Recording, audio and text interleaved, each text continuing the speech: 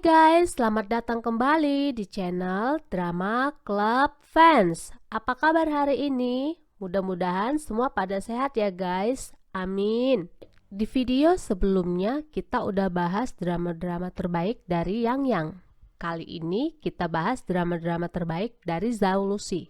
5 drama terbaik Zhao Lucy. Yang pertama adalah Please Feel at Ease Mr. Ling. Kisah cinta klise CEO kaya dan gadis biasa. Tak kalah dengan drama Korea yang kerap menghadirkan kisah cinta CEO kaya, drama China juga punya cerita menarik mengenai hubungan asmara CEO. Seperti apa sinopsis series ini? Yuk simak video ini. Drama China berjudul Please Feel at Ease Mr. Ling tayang perdana pada 20 Mei 2021 di Youku. Disutradarai oleh Zhong Qing. Drama ini tayang sepanjang 24 episode. Serial ini diadaptasi dari web novel berjudul I Accidentally Pick Up a President karya Chung Feng Yidu. Please Feel at Ease Mr. Ling dibintangi oleh Zhao Lucy atau Rosie Zhao yang sebelumnya berperan di The Long Ballad. Selain itu, hadir juga Terry Liu, kontestan Produce Camp 2019 yang debut perdana di drama My Dear Lady. Drama ini mengisahkan seorang perempuan pengantar barang yang tidak sengaja bertemu dengan CEO yang baru saja kecelakaan. Gu Anxin yang diperankan oleh Zhao Lucy adalah seorang gadis pengantar paket yang ceria. Hidupnya berubah drastis ketika suatu malam saat hujan deras ia menabrak seseorang di jalan. Korban yang ia tabrak mengalami luka yang cukup parah dan juga amnesia. Karena uang yang pas-pasan, Anxin pun memilih untuk membawa pulang korban ke rumah dan merawatnya sendiri. Ia memanggil pria tak beridentitas itu dengan sebutan Xiao Bao, yang diperankan oleh Terry Liu. Mengira sang CEO tidak mengingat apa-apa, sang perempuan pun mengajaknya tinggal bersama. Hidup seatap bersama seorang laki-laki membuat Anxin menjadi nyaman dan mereka pun saling jatuh cinta. Setiap hari bertemu, akhirnya Anxin merasa ada yang melindungi tanpa tahu siapa Xiaoba sesungguhnya. Anxin tak pernah tahu dan menyangka kalau Xiaoba adalah seorang yang sangat berpengaruh.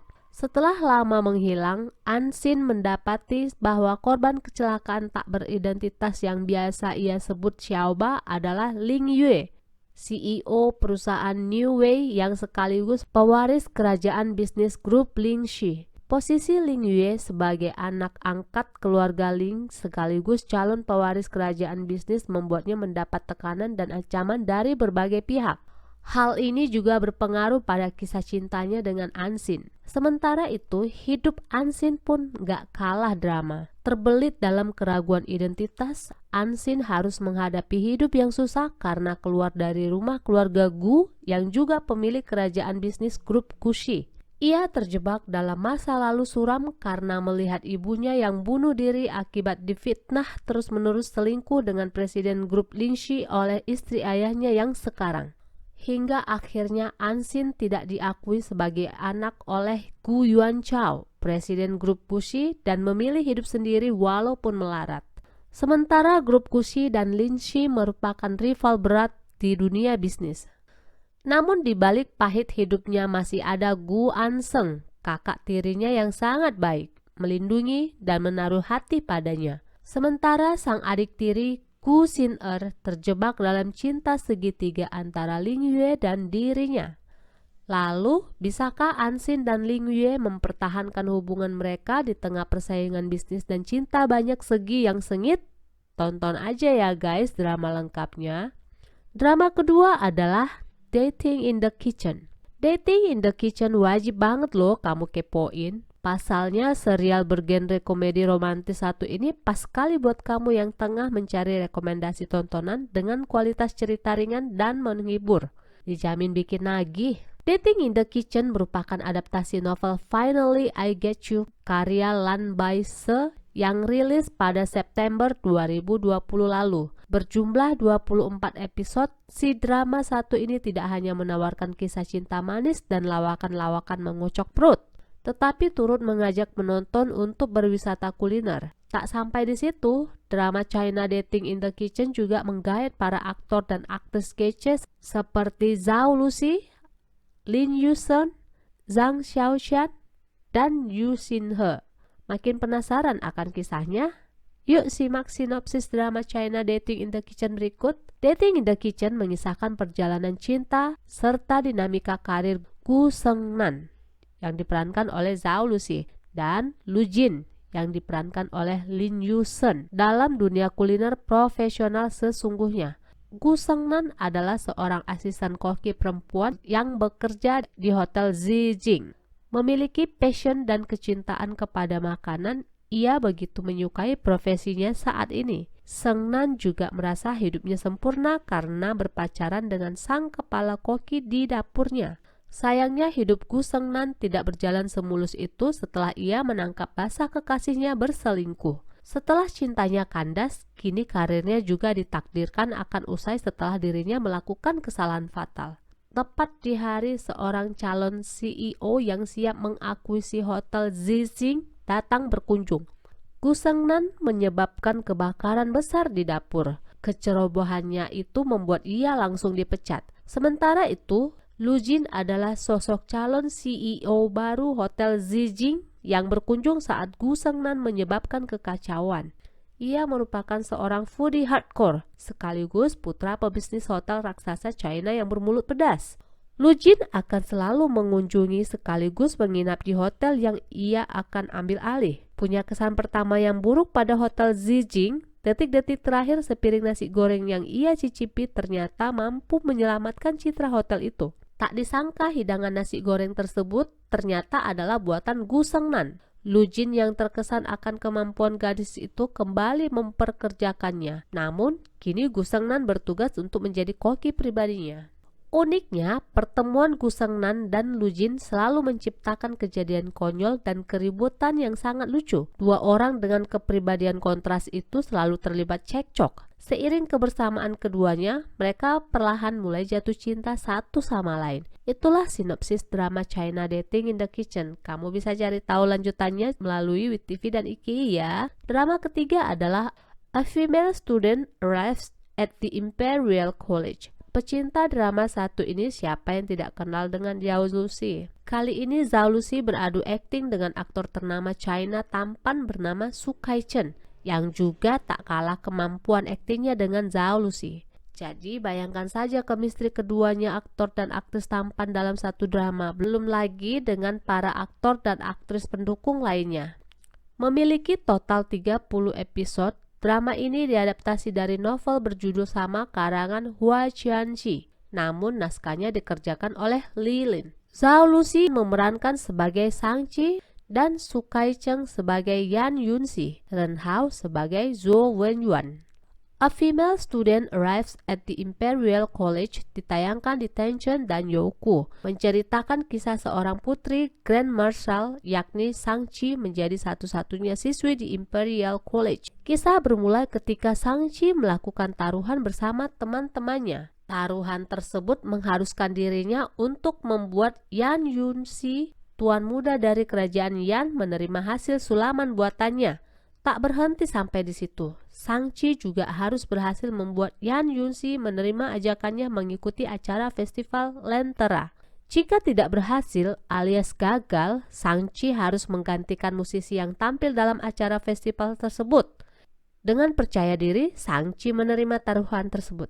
Menganggap enteng taruhannya, Shang-chi merasa hal tersebut bukanlah sesuatu yang sulit untuk diraih. Namun siapa sangka wanita cantik ini justru terus mendapat kesulitan. Ia terus-menerus diusir dari istana kerajaan Yan saat berusaha untuk menemui Yan Yun-si. Hal tersebut tidak mematahkan semangatnya. Shang-chi justru merasa semakin tertantang untuk bisa memenangkan taruhan ini. Hingga suatu ketika Shang-chi mengetahui jika Yan Yun-si merupakan siswa dari Imperial College atau Akademi Kerajaan.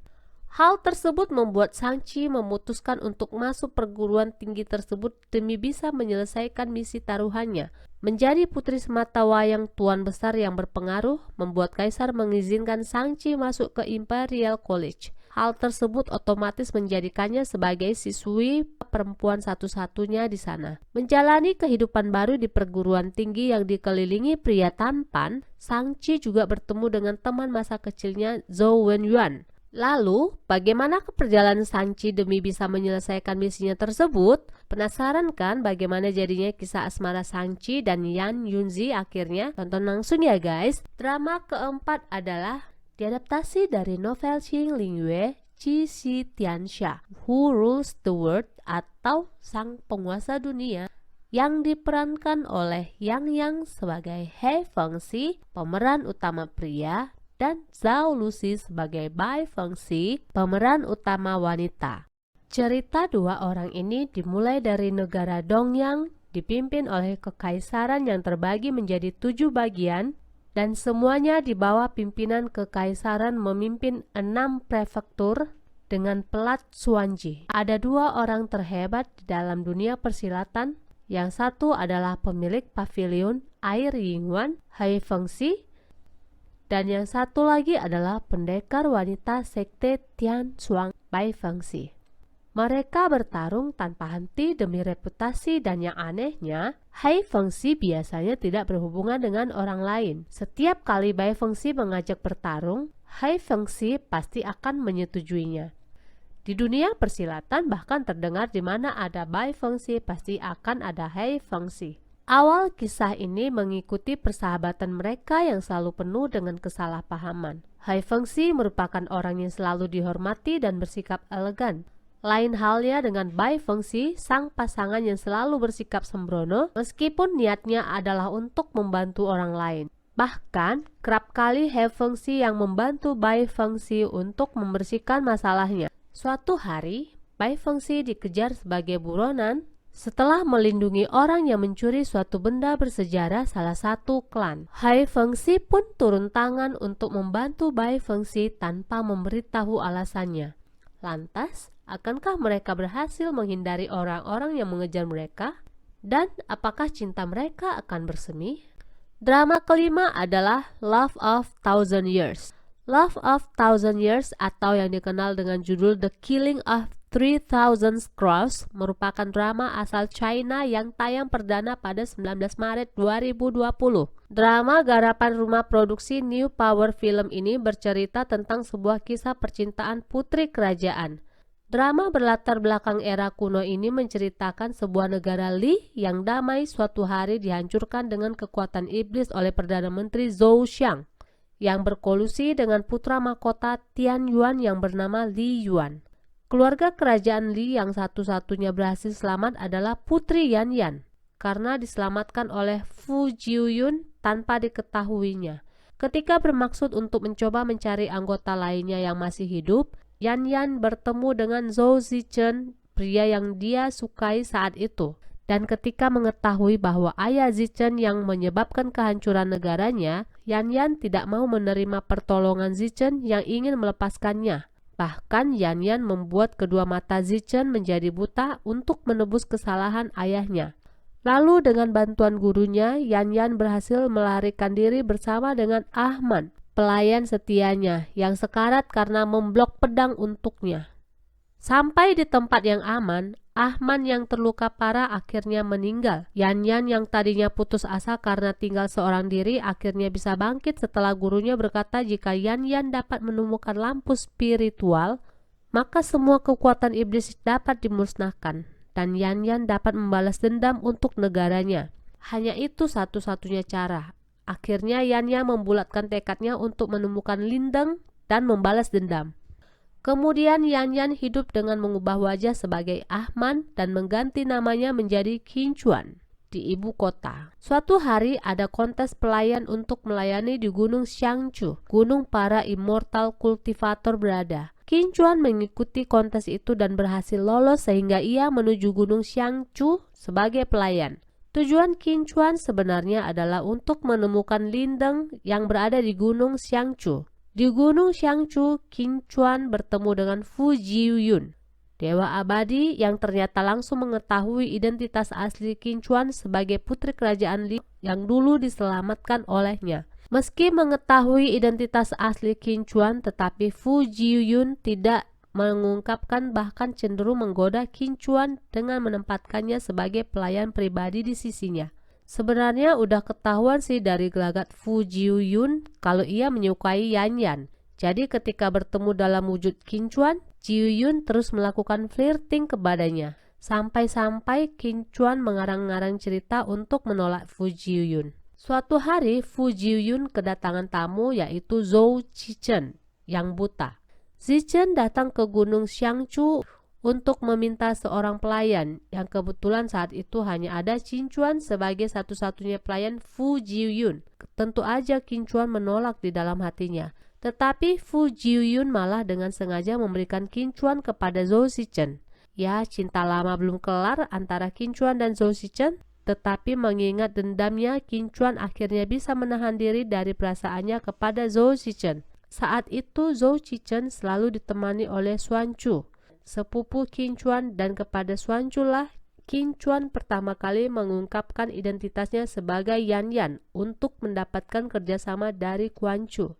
Xuan Chu ini sebenarnya baik enggak, jahat juga enggak. Dia cinta setengah mati kepada Zhou Zichen sampai menghapus ingatan Zichen tentang Yan Yan. Ketika Xuan Chu bertemu lagi dengan Yan Yan dalam identitas Qin Chuan, ia sebenarnya diancam oleh Qin Chuan sehingga mau bekerja sama dengannya, yang akhirnya malah dijebak oleh Fu Jiuyun dan ditangkap oleh pemimpin Gunung Xiangchu. Kemudian datanglah Raja Naga Sungai Putih yang sudah lama ingin menghancurkan Gunung Xiangchu. Dalam serangan tersebut, pemimpin Gunung Xiangchu dikalahkan dan wujudnya menjadi ular kecil tetapi berhasil menyelamatkan diri. Seluruh penghuni Gunung Xiangchu berusaha menyelamatkan diri masing-masing termasuk Qin Chuan. Sebelum pergi, Qin Chuan berhasil mengambil Ling Deng bersama dengannya. Kemudian ia bersama dengan Meng menolong Xuan Chu dari penjara dan mengeluarkannya. Dalam insiden ini, Zhou Zichen matanya udah sembuh dan ingatannya tentang Yan Yan akhirnya kembali juga. Tahu kalau Qin Chuan itu sebenarnya adalah Yan Yan. Tetapi Qin Chuan memintanya untuk segera meninggalkan Gunung Xiangchu.